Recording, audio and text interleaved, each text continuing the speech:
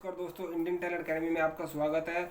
दोस्तों, आज हम बात करेंगे कि भाषा का हमारे जीवन में क्या महत्व है और भाषा को सीखने के लिए किन किन चीज़ों का उपयोग करना पड़ता है। देखिए, भाषा एक को सीखने के लिए एक व्याकरण का उपयोग करना पड़ता है। देखिए, जैसे हमें अपनी बात को किसी दूसरे को समझाना है तो हम किस किस किस तरह समझाएंगे।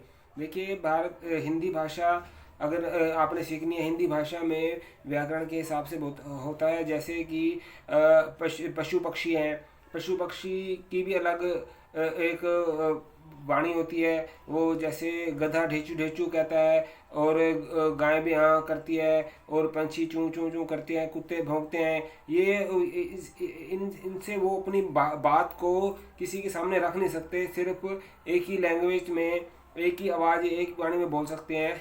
तो अगर हमने किसी को अपनी बात समझानी है तो या तो हम लिख के कर सकते हैं, या पढ़ के, या सुन के, या बोल के। ये चार चीज़ें होती हैं। तो इसके लिए भाषा का उपयोग करना ज़रूरी होता है। तो आपने तो अगर किसी भी भाषा को सीखना है तो उसके लिए हमें आदान प्रदान की ज़रूरत पड़ती है। जैसे कि मान लीजिए आपने फ़ोन उठाया और किसी को फ़ोन लगाया, आपने कहा हेलो, तो सामने वाला भी आपको कहेगा हेलो, हाँ जी मैं गीता बोल रही हूँ, या कोई भी नाम से मैं ये बोल रही हूँ। तो इससे क्या होगा कि उनकी बातचीत शुरू हो जाएगी। ये ढंग हो गया बोलने का। और मान लीजिए कि आपने मन में संकल्प करके मैं मौन व्रत के ऊपर बैठा हूँ, और मैंने मौन व्रत रख लिया है। अब मैं 2 घंटे का लिए मौन व्रत में बैठ जाऊँगा।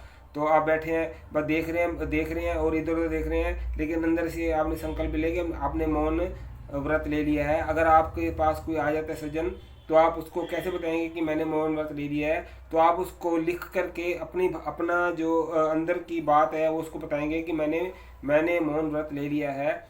तो इसके लिए जो यूज़ होने वाली होती है एक भाषा होती है, इस भाषा को सीखना पड़ता है। जो हिंदी भाषा होती है उसको सीखने के लिए व्याकरण की भी ज़रूरत होती है। तो अब जो हम अब आपको बताने वाले हैं तो है ये व्याकरण की भाषा है।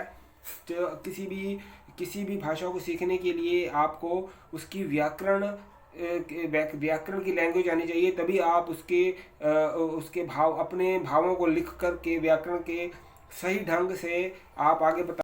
तो दोस्तों, भाषा सीखने के लिए संज्ञा जो नाउन है उनको उसकी बहुत बड़ी भूमिका होती है। किसी भी व्यक्ति, वस्तु, स्थान के भाव को हम संज्ञा कहते हैं। तो जो संज्ञा है, जो नाउन है, 5 प्रकार के होते हैं: व्यक्तिवाचक, समूहवाचक, जातिवाचक, भाववाचक और द्रव्यवाचक। ये इनको कहाँ प्रयोग करना है, कैसे कैसे उपयोग करना है, इसके बारे में हम आपको बताते हैं।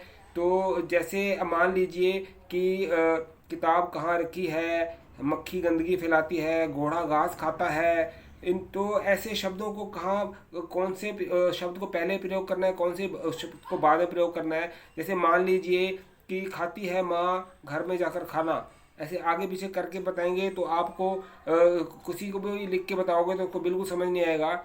जैसे माँ घर में जाके खाना खाती है, तो ये आपको बिल्कुल सीधा समझ आ जाएगा कि आपने कौन सा शब्द कहाँ और कौन सा शब्द कहाँ लगाना है। ये व्याकरण के हिसाब से, संज्ञा के हिसाब से आप उसको सामने वाले को समझा सकते हैं, लिख करके समझा सकते हैं, बोल कर समझा सकते हैं। तो इस भाषा में व्याकरण एक बहुत बड़ी भूमिका निभाती है। तो हमारे आने वाले वीडियोस में हम व्याकरण के ऊपर पूरा प्रकाश डालेंगे और पूरा बताएंगे कि कैसे आप शुद्ध व्याकरण का उपयोग करके हिंदी भाषा लिखना, बोलना, पढ़ना, लिखना सीख सकते हैं, और अपने भावों को, अपने व्यक्तियों को, अपने विचारों को दूसरों को बता सकते हैं। तो ऐसे और वीडियोस के लिए आप हमारे चैनल के साथ बने रहिए। चैनल को लाइक करिए, शेयर करिए, सब्सक्राइब करिए। Thank you very much.